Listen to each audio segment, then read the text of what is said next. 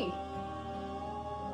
so we are going to start seated on our mat with no supports, no props, no bolsters, nothing nearby. But we do want to keep them within reach because we're definitely going to be using them tonight.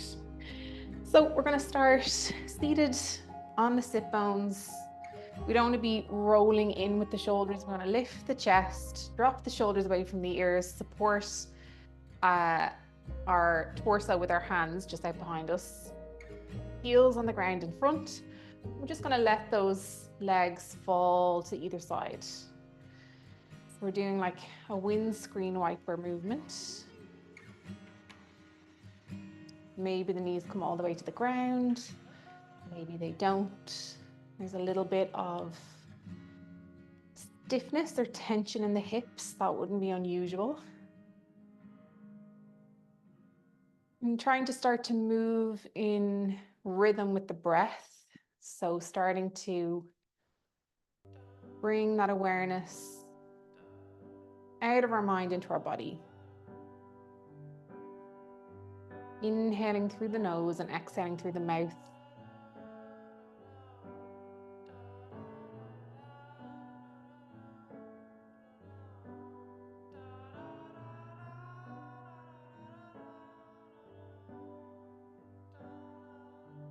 Two more each side.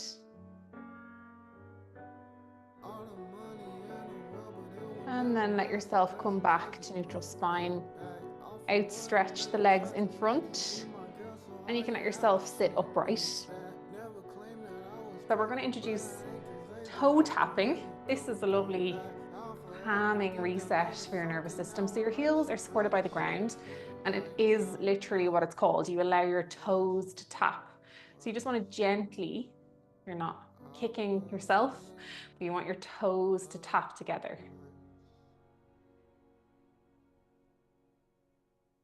If you can sit upright unsupported, brilliant. If you need to support yourself with your hands, please do. So it's just gentle, rhythmic tapping of the toes. Full legs in contact with the ground, from the sit bones right down to the heels. And again, you don't have to follow my rhythm here. You could feel an intuition that you need to do this slowly, or that your body wants to really move that energy. So just connect in to your own pace, your own rhythm, tapping those toes together.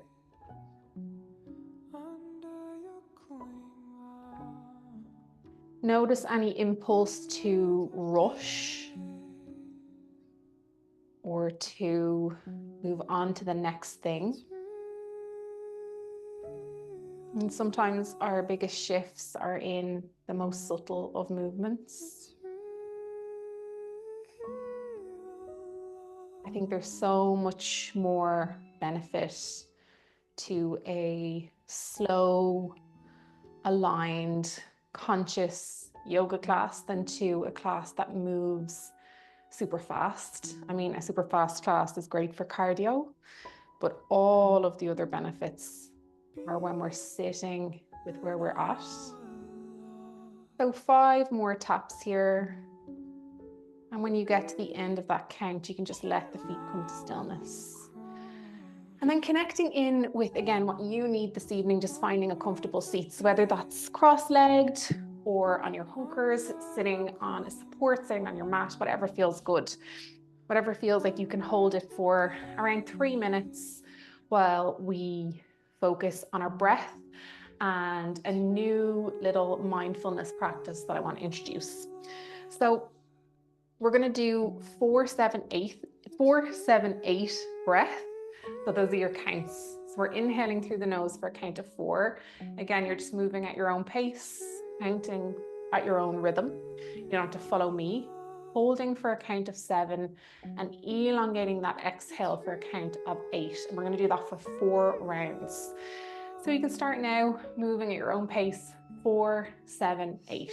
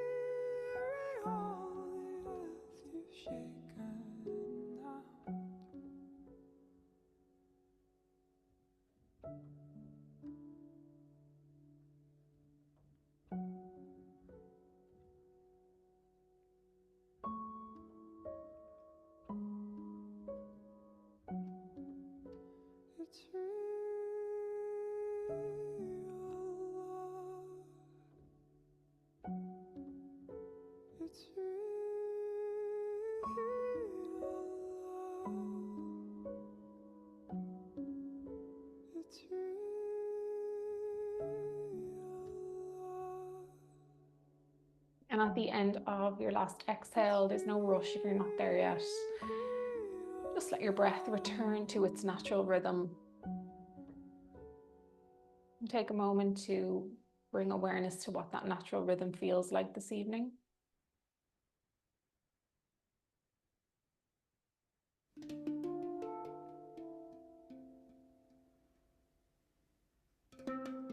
And I came across this practice recently and I love it. I think it's really sweet, and also it's Japanese and I just love anything Japanese. I'm probably going to butcher the name, but it looks phonetically like it's pronounced Jin Shin Jyutsu.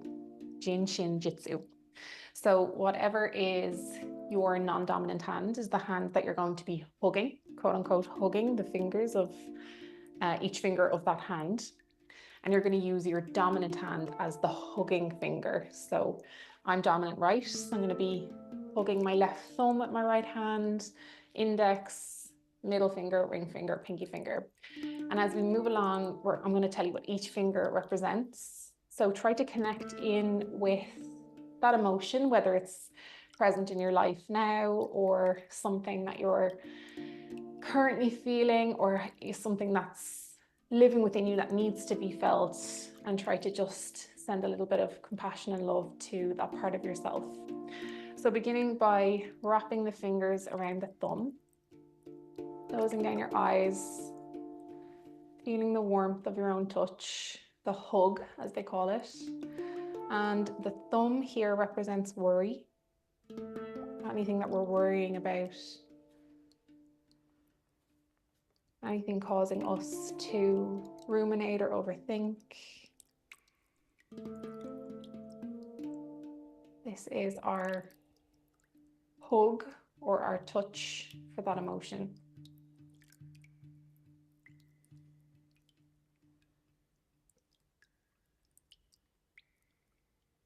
We're going to do 3 steady breaths here, so trying to slow your breathing right down.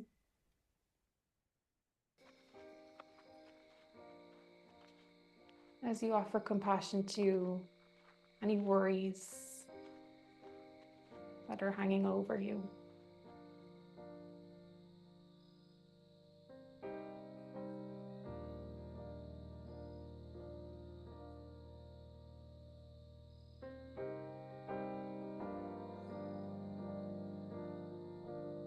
I'm moving on to the index finger, so wrapping the hands or the hand around that finger, offering a hug to the index finger. This finger represents the emotion of fear or anxiety, something most of us know well, something we can experience in our daily life or something we can recall. So again, closing down the eyes, connecting to the breath, sending warmth, compassion, love, even just the awareness that we're bringing right now to this emotion in our life.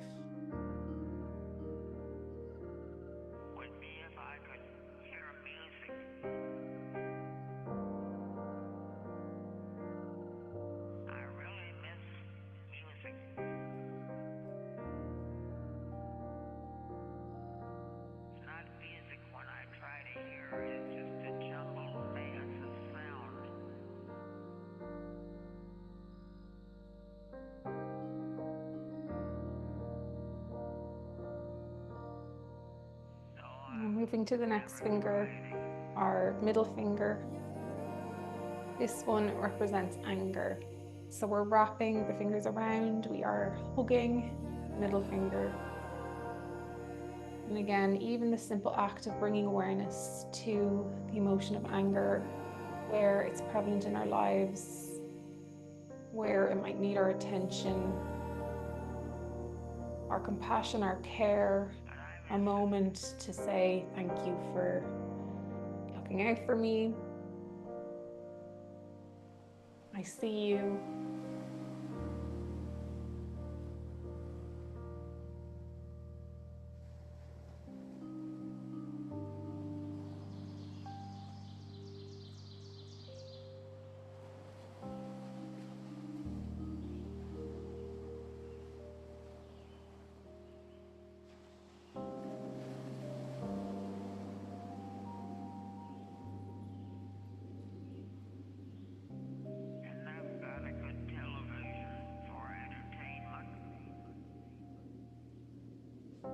Moving on to the ring finger.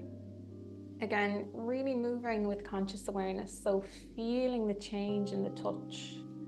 Maybe the breeze as your hand moves, the warmth as your fingers cup around.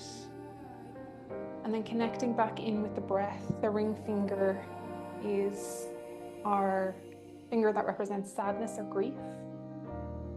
So again, these are all universal emotions, something we can all relate to, connect to, either currently or previously in our life.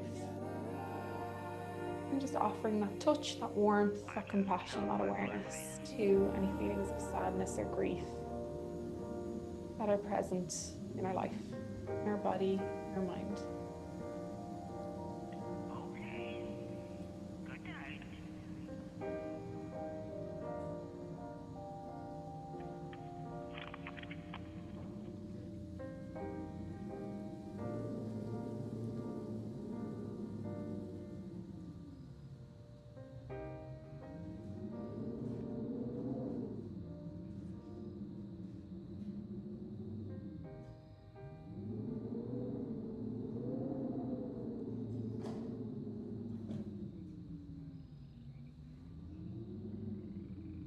And lastly, moving on to the pinky finger.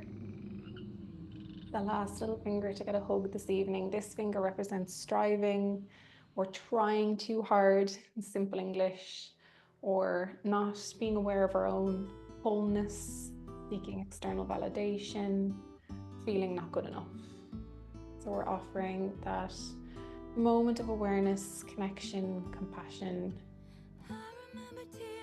to anywhere in the body, mind, or our life that this emotion is prevalent.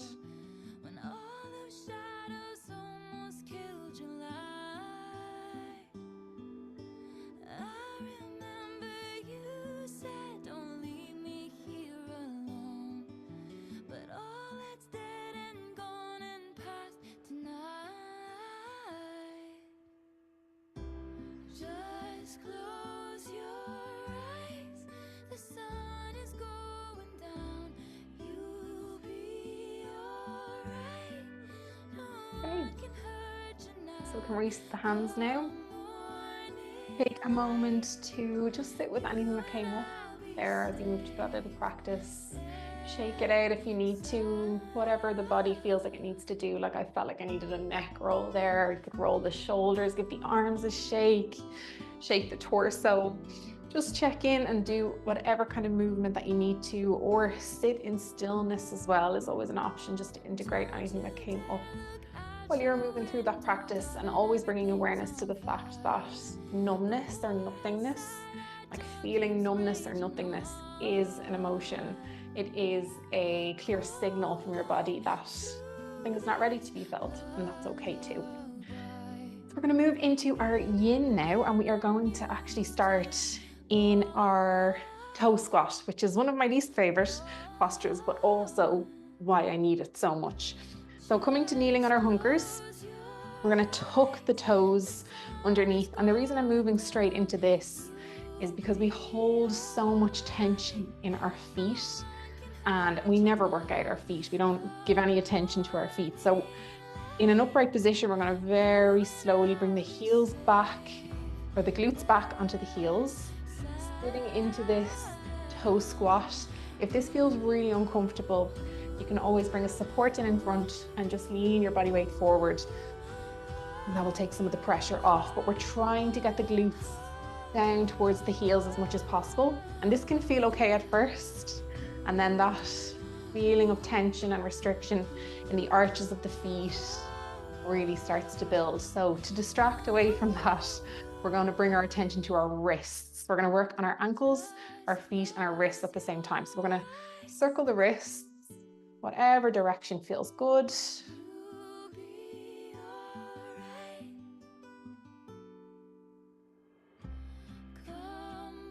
And whatever direction you've been going now, bring it in the opposite direction.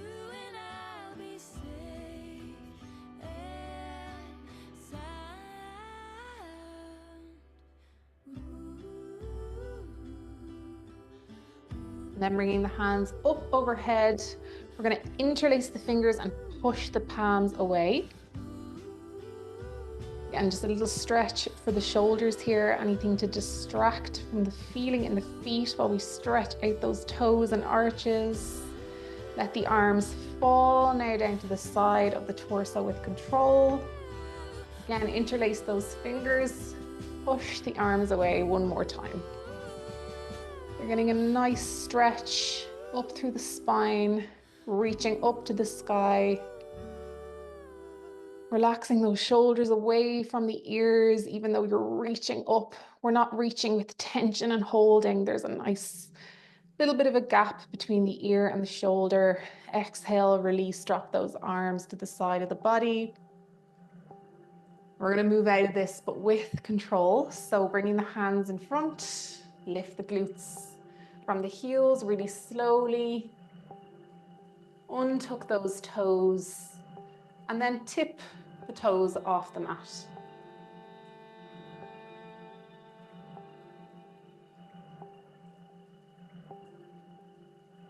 Lovely. Okay.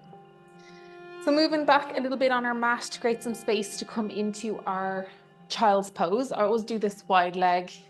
It obviously really suits me now, but I do prefer a wide leg child's pose.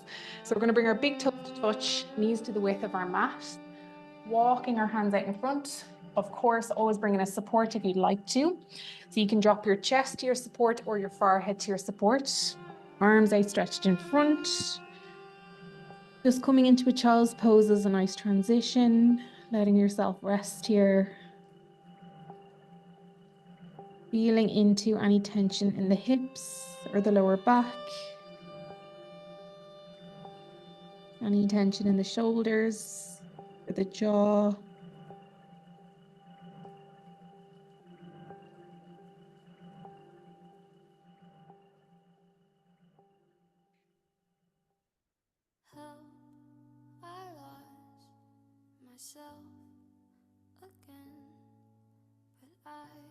We're going to take a side stretch here. So I'm going to move my supports out of the way so that I can walk my hands to the left.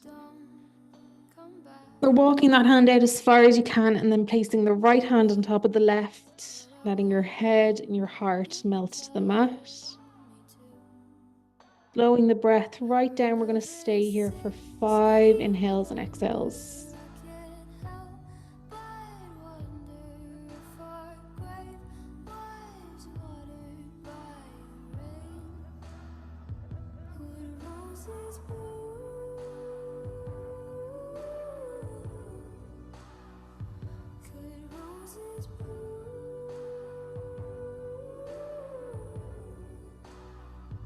And walking our hands back through that center line. Keep walking over to the right hand side, getting a lovely side stretch on the left. Place the left hand on top of the right. Let the head and the heart melt to the mat.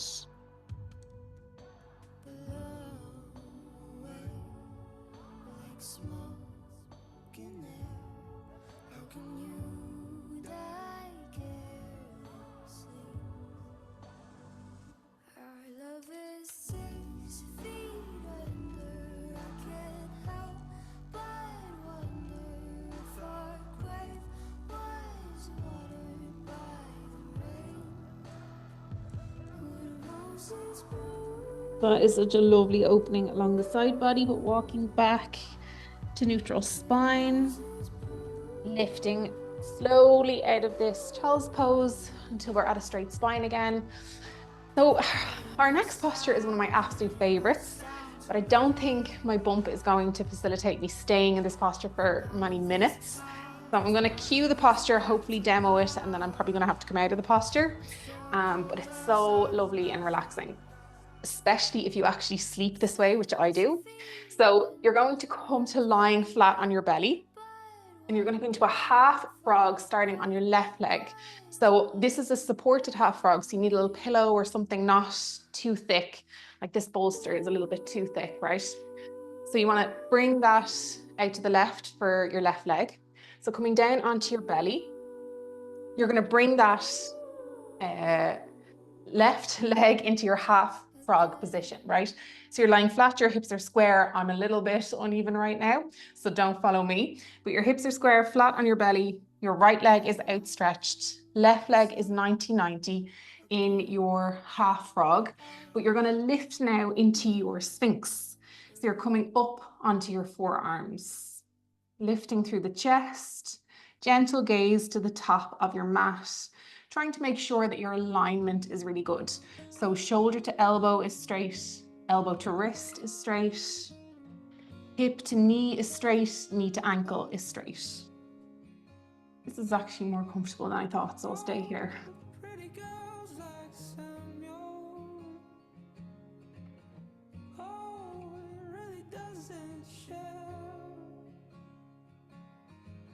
You're getting a nice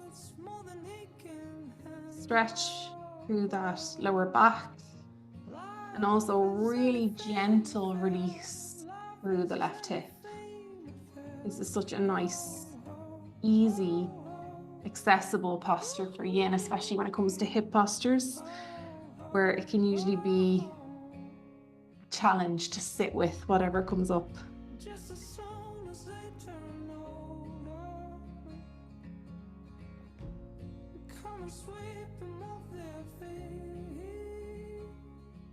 So as always in yin, as we hold in our postures, we're trying to keep our mind on the mat. And the mind always has its tendency to wander, especially when we leave space.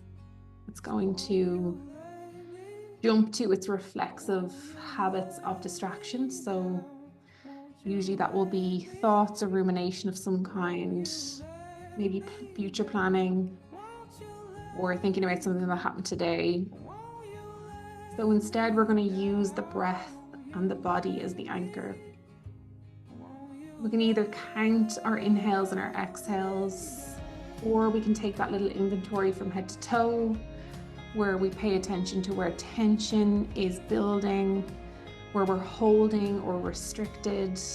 And that doesn't just mean physically. We can have energetic holding, emotional holding. We can have recurrent thoughts. So just paying attention to whatever is surfacing while you're on the mat.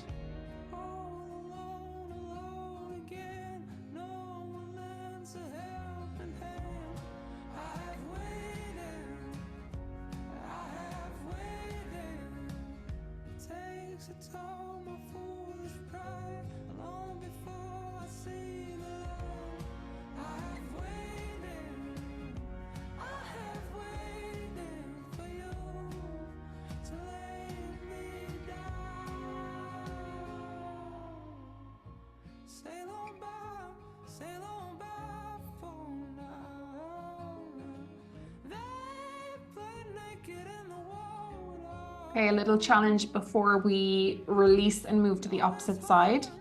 So the left leg that's in the half frog position, I want you to see if you can maintain your alignment that you have right now. So keeping your hips square, your knee exactly where it is, your ankle exactly where it is, but pushing your knee into your supports. Can you lift the ankle? So you're getting a really deep internal rotation. Now, it doesn't need to lift high. It can be a really small movement, but see if you can control the muscles around the hip enough to lift and internally rotate through the hip. So you're lifting that ankle up and you're lowering with control. 2 more like this. And then you can release your head to the mat, come to lying completely flat on your belly. Take a little rebound there for a breath or 2. And then we're going to move to the opposite side. So first things first, we're going to move our pillow for our supports. Continuing to lie flat on our belly, we're going to move to the opposite side. So instead of our left leg in our half frog, it's our right leg. So we're bringing our right knee to our support. And again, my hips are a little bit uneven, so your own hips nice and square, making sure your alignment is straight, hip to knee, knee to ankle. And then instead of just lying flat on the belly, we're lifting into our sphinx. So our shoulders are stacked above our elbows, elbows in a 90-degree angle to our wrist, and our arms are shoulder distance apart. Again, our gaze is just resting gently at the top of our mat, and we're coming back to our breath, back to the sensations of the body. Gentle arch through the lower back, really, really accessible stretch through that hip.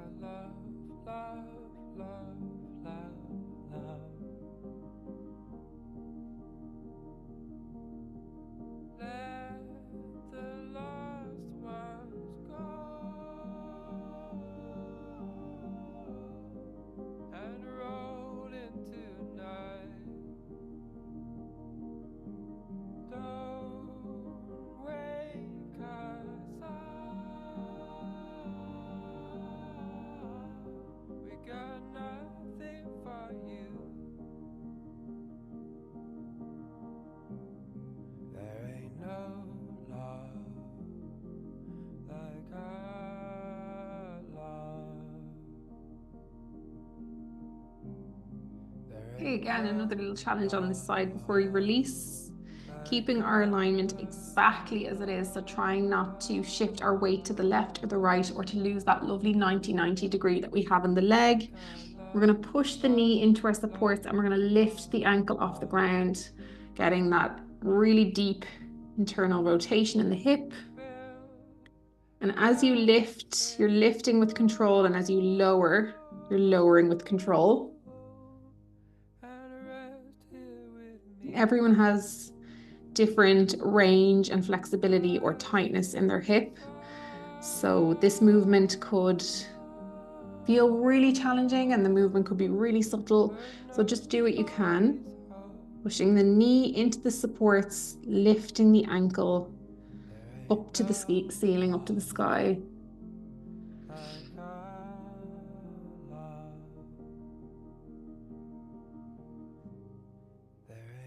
3 more like this.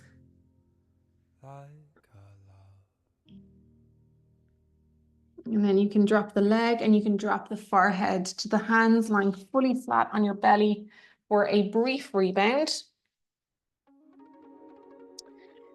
And then moving slowly, you're going to make your way to a tabletop position, where we're going to move back to the opposite leg. So we're going to move back to that left leg now, lifting the sole of the left foot to the top of the mat. So we're in a kind of a low lunge.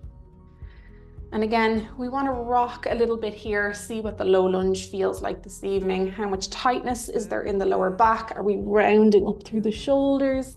Can we come into a nice neutral spine, drop the shoulders away from the ears, and just let the hips open up here. So we're going to take a twisted dragon. So putting our weight in the right hand, we're going to push into the left knee with the left hand. And we're just going to follow the gaze out over that shoulder. You can really open the leg by rolling onto the outside of the foot. We're not going to hold here for too long. This is just a bit of a dynamic transition to our next pose. So breathing deeply, feeling into that nice twist, open through the hip. Again, keeping your mind on the mat, focusing on your alignment, keeping your spine nice and straight, shoulders away from the ears, lowering through the hips as much as you can. Releasing the twist, and we're gonna rock back into a hamstring stretch. We're in our half split here. We're just holding again for a breath or two.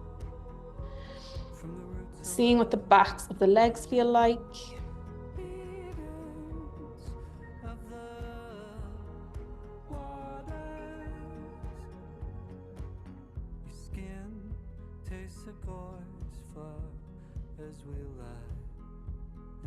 And then we're going to bring that left leg back to meet the right. Coming back into our tabletop position, resetting through the hips, through the legs, and moving to the opposite side. So we're bringing the right foot to the top of the mat, coming into our low lunge. Again, moving your body intuitively, seeing what the hips feel like on this side.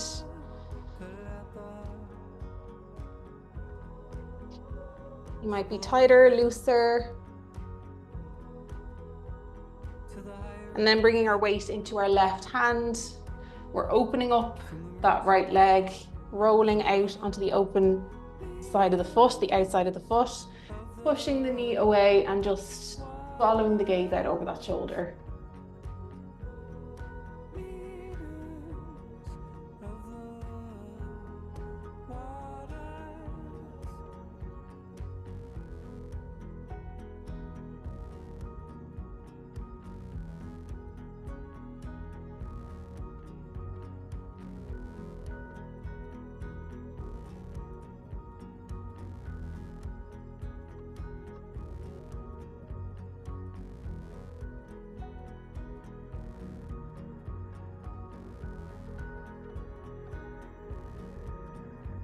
Releasing that twist, rocking back onto the left leg and holding in our half split. Just feeling into the back of the right leg, seeing if there's any tightness. Keeping the hips square.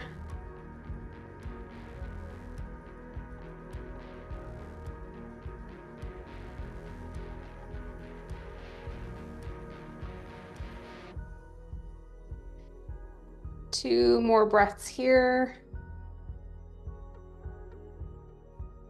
And bringing that right leg back to meet the left.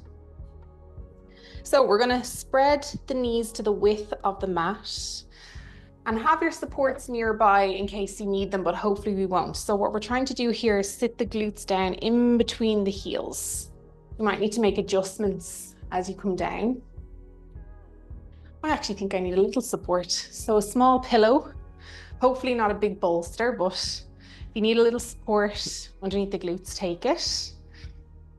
So my posture is a little bit out of alignment again, as many of them have been tonight, but we don't want our knees flailing out to the outside of the mat. We want to keep again, that line from our hip to our knee as straight as we can.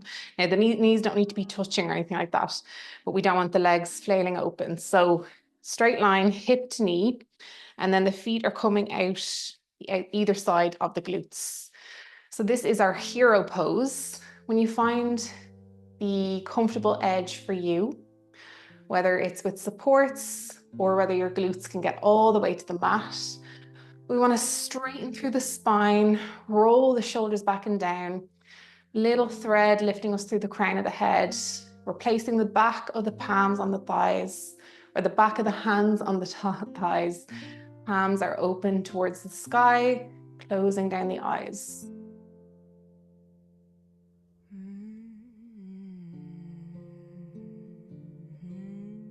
Returning to the breath, returning to the sensations of the body. This looks like such a simple posture. You know, we're just sitting, but trying to sit with proper alignment through the hips, getting that really deep stretch into the knees, down through the backs of the legs, straight through the spine, actively relaxing any tension. It can be more challenging than it looks.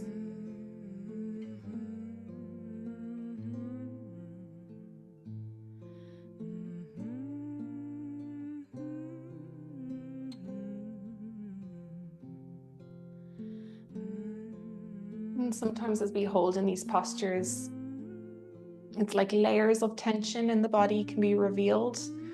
So there can be, of course, really obvious tension with feelings of discomfort. But then there can be more subtle feelings like we think we've relaxed our body. And then as we actually hold, breathe, consciously relax, inhale space into any parts of the body that feel restricted, there can be kind of like a subtle twitching or moving in the fascia of the muscles. And we can feel the body go a layer deeper into relaxation. And it's kind of like a surrender into the posture. Like we move just that tiny bit further into whatever asana we're holding. So hopefully you're getting that as you hold here.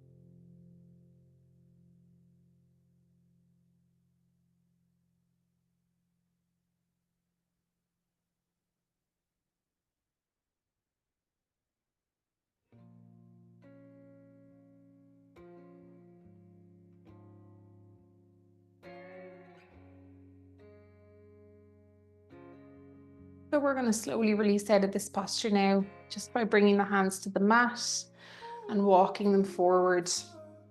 Again, movements or postures like this look so simple, but move out of them slowly because actually they can reveal these layers of tension. So you might feel kind of like a flood of fresh blood to the area. It can feel like tingling or like pins and needles, or there can be like a kind of a revealing of tension as you start to move. So move slowly and move your any supports that you are using out of the way. And then in your own time, make your way around to lying flat on your back. So we're going to take a reclined tree pose on either side, and then we're going to do a lovely progressive muscle relaxation, which I really love.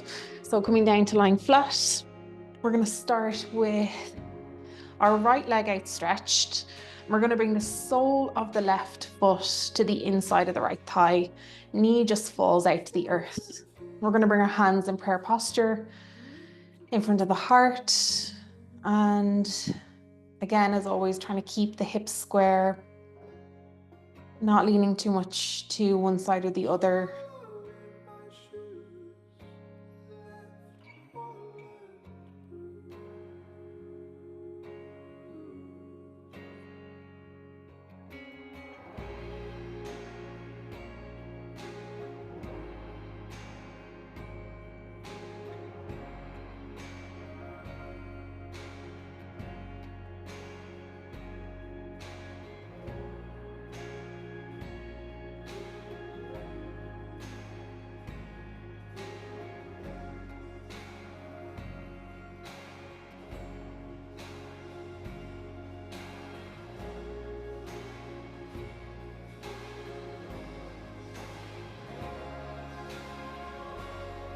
Before we move to the other side, we're just going to release the hands and do a reclined figure four. So sticking with that left leg out to the side, we're just going to bring the left ankle on top of the right knee.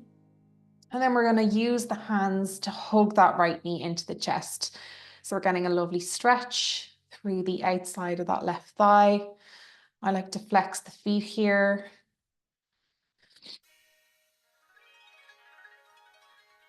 And again, feel free to kind of pulse. So you can pull that right leg in and then release a little, pulse a few times to get a little deeper stretch.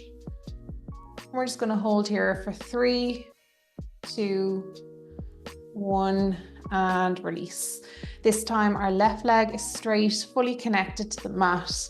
The sole of the right foot connects to the inside of the left thigh. Knee falls out to the earth. Should have said this on the other side, but if you need a little support underneath that knee, please, of course, pop a pillow underneath there, or you can just let the knee hang in space. And you can bring the hands to prayer posture in front of the chest. We're going to hold here in reclined tree just for a few rounds of breath.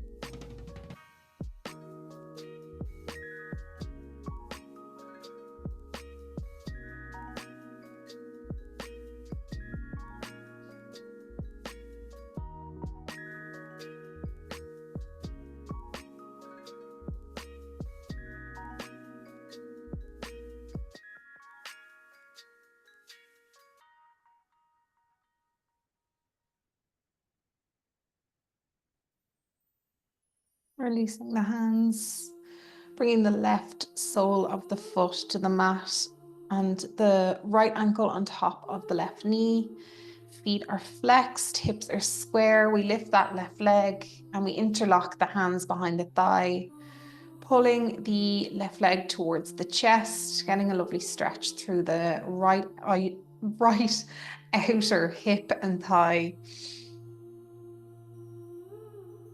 Again, feel free to pulse, keep the movement a little bit dynamic rather than completely still. So pulling the thigh in, doing the stretch, and then just releasing a little bit.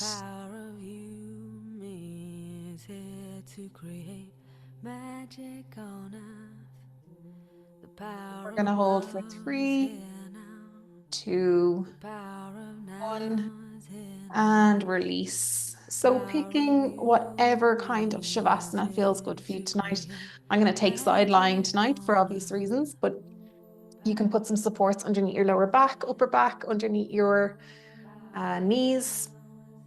You could take a butterfly pose or just lie in a regular Shavasana. So for the last minute of the class, minute or two, we're going to move through a progressive muscle relaxation. So we're going to move through each muscle group from our head all the way down to our toes.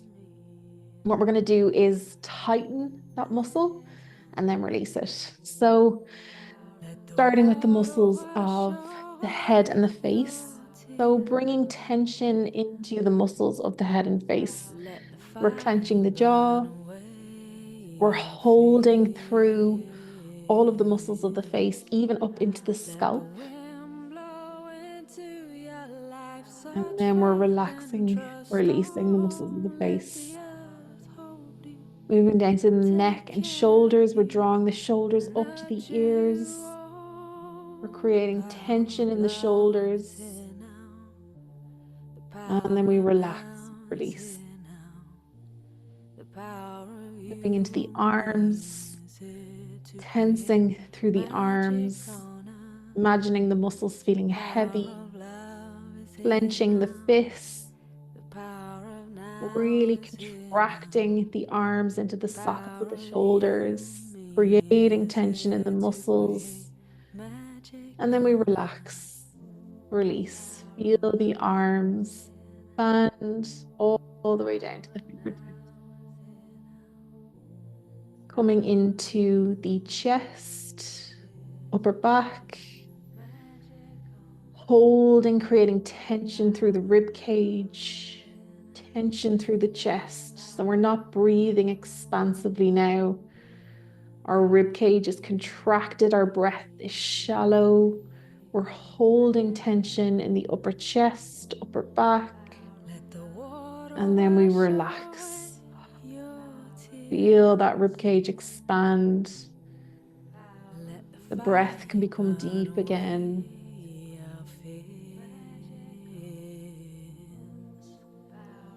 Moving down into the abdomen now, a place we so often hold tension without even knowing. So we're creating tension through the abdomen now, holding through the belly, creating tension right into the lower back, drawing that belly button all the way back. Holding here and then relax. Feel the belly fill with oxygen. On your next inhale, sigh it out. Moving down now to the hips and the glutes. We're holding tension through the hips. So we're tucking the pelvis, holding through the glutes, creating tension all around the pelvic floor, tightening and contracting the muscles. Really holding here until we release. Let it go. Feel that lovely surrender through all the muscles around the hips and the pelvic floor.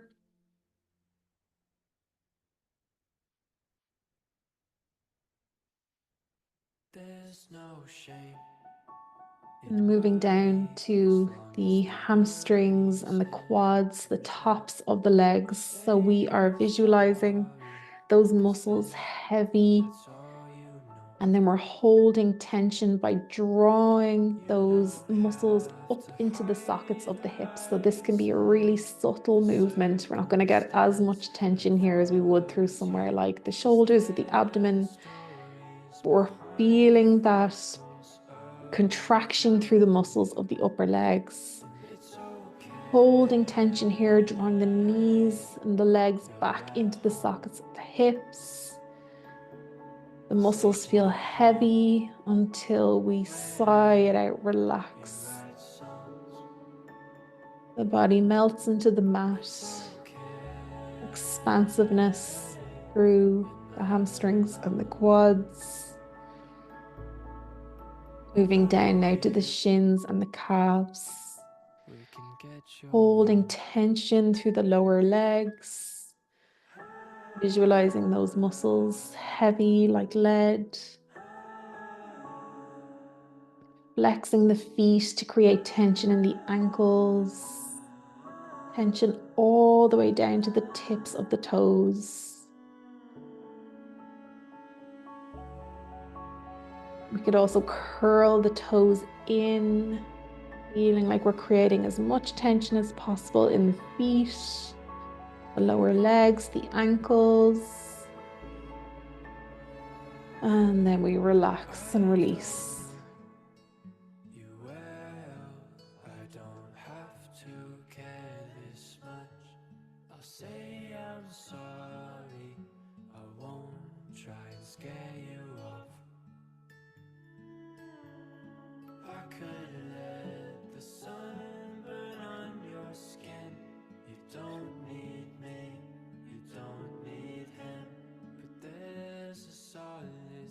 Having someone to burn with, and it's okay. You're at home, safe in your bed. Letting yourself just enjoy the surrender at the end of that progressive muscle relaxation.